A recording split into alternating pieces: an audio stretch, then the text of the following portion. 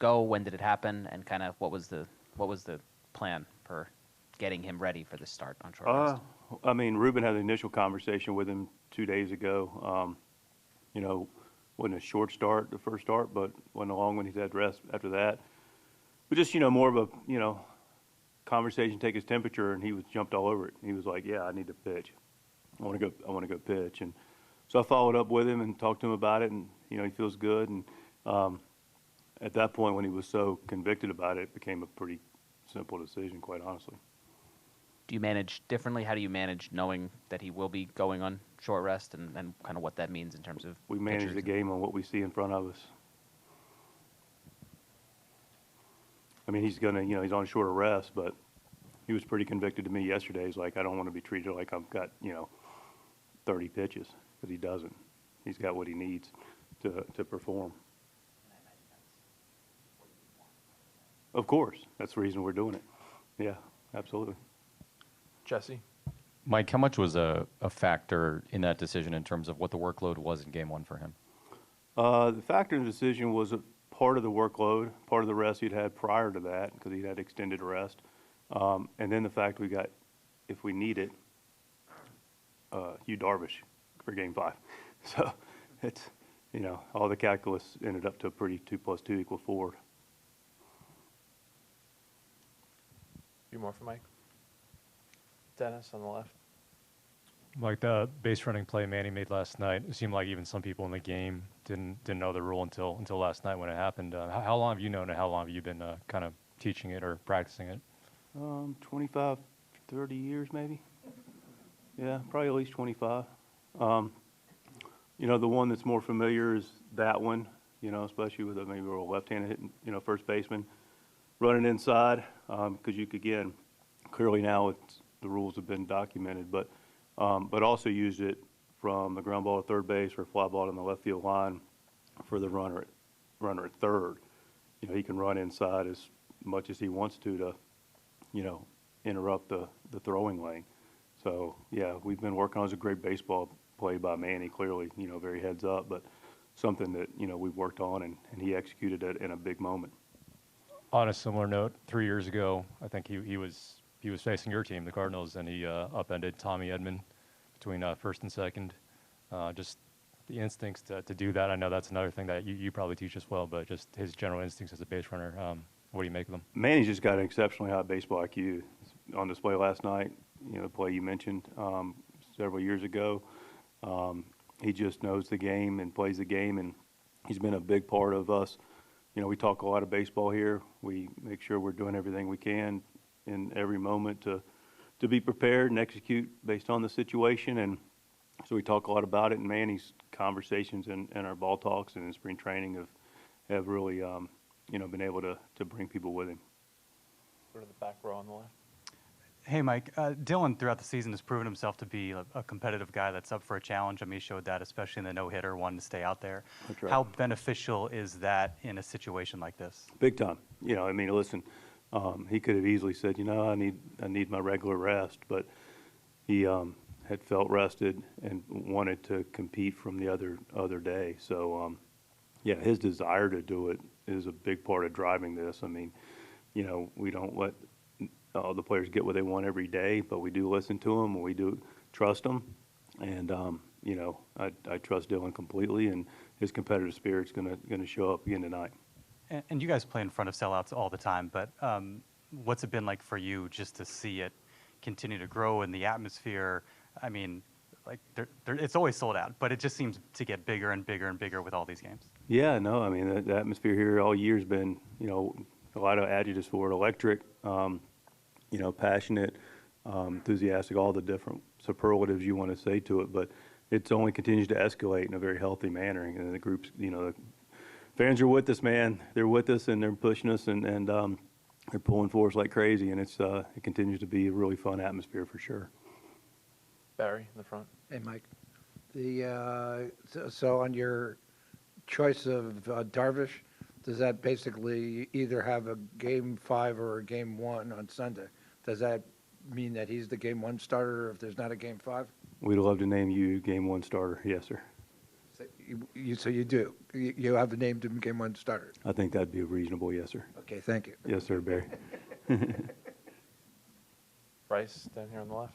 Hey, Mike, Hey, Bryce. how important in retrospect was what AJ did at the deadline? Could have picked different priorities, could have done nothing, could have went after a starting pitcher. But this bullpen in particular, last night's game, perfect example. They hit the grand slam at 6-5, and the bullpen holds the line, which they've done a lot lately in big games. How important was that prioritization at the trade deadline? Huge. I mean, AJ recognizes that, AJ's putting together a team that's looking to be built for, winning a World Series, which is where we're heading. And bullpens are big parts of that. I mean, I think you can look at any successful team that makes a deep run in the playoffs, and you're going to have a deep bullpen. And so, to AJ's credit, he recognized that. He also did pick up a starter in Perez that helped us out too, and won some games for us. But that bullpen and being able to do, to your point last night, in close ball games against good teams, that's separator a lot of times. So AJ, and then we'll go to Marty in the middle. Along those same lines, can you kind of go into the human element of that bullpen and the way those guys came in and just kind of fit right away? And a guy like Tanner Scott, who was an all-star closer, coming in, taking a different role and thriving in it, and the guys that you had maybe going into different roles and the way that all came together. Yeah, no, I mean, Tanner, Jason, Adam both came in. Jason has got some closing experience. Scott's obviously an all-star closer this year. But both of them came in and very clear, like wherever you need me. In the first, you're like apprehensive, like you're going to pitch the seventh in a lane that makes sense for you. He goes, yeah. And then you do it and you see no apprehension. He does it and does his job and passes the ball. Adam's been able to take multiple roles in different areas. So, Suarez is open-minded about being in different roles, based on matchups in different parts of the game. So to Bryce's point, having the bullpen that's deep is important. Having the bullpen that's willing to pitch in the best matchups, regardless of inning, and putting their ego aside to it for the team is also extremely important. Go to Marty in the third row. Yeah, get to the mic. Mike, not too long ago, there was some discussion about Robert Suarez's role as closer, all options on the table. What did he show you last night with that 4-out save? Robert's been great for us all year. He's been really good lately. It was his spot, with the part of the order. Scott got his spot at the top. Adam's a guy that can go anywhere in the seventh, and then Robert showed what he does. He comes in and gets after it. And I love the fact that he's throwing the two-seamer more, got the four-seamer going, but he's also into Muncy and Lux. He threw that changeup. And he gets the changeup going, throws that more consistently, which he has more lately. Now it's another weapon to a pretty special arsenal. Come to Bob, second row on the left. Hey, Mike, when did the Dodgers let you know that Brazier was starting tonight, and what were your thoughts about that? We just found out probably about 45 minutes ago, maybe an hour. Ryan Barber told me, our field coordinator. Thoughts, listen, he's, they're going to throw their bullpen. We know their bullpen. It's just a matter of us being able to execute. We know Brazier. So we'll be ready from the first pitch. Does that help because you've seen them so much? I mean, so you saw them at the end of the regular season as well? Yeah, there's definitely some familiarity, seeing them over the course of the year, but definitely to your point, Bob, we saw them towards the end of the season, and clearly have seen them during this series. So there's no big secrets now. It's just a matter of execution and taking good quality at bats consistently, for the entire game. Thank you. Yes, sir. Got one on the riser in the back on the left.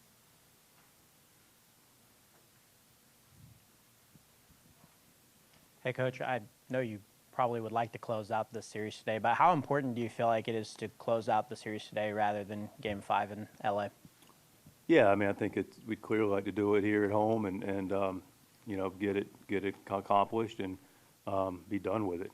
That's the goal for the day. That's for sure. Any last ones for Mike? Finish up with Barry in the front. Hey, Mike, it was great to see Tony Russa here last night in the clubhouse. Does your relationship go back with him to St. Louis or even beyond that? It goes back to St. Louis. Known Tony for a long time. He's a big reason why I'm here. You know, I was with him a long time over in St. Louis in the minor league side, and he was always really gracious to me and generous with his time and his wisdom, which there's a lot of in wisdom. And he gave his greatest resource in time. The first time I asked Tony a question, I helped run spring training with Joe Patini but I did the minor league side. And first years I did it, I was just wanting to make sure that Dave Duncan had his catchers and I didn't screw the schedule up for whatever they need from the minor league side. So after 2 years, I finally had the guts, I guess you would call it, to start asking him a question. You know, and I asked him something, and I wish I could remember what it was. I probably should, but he said, "Let me get back to." He's very thoughtful, conscientious, really smart guy, obviously, and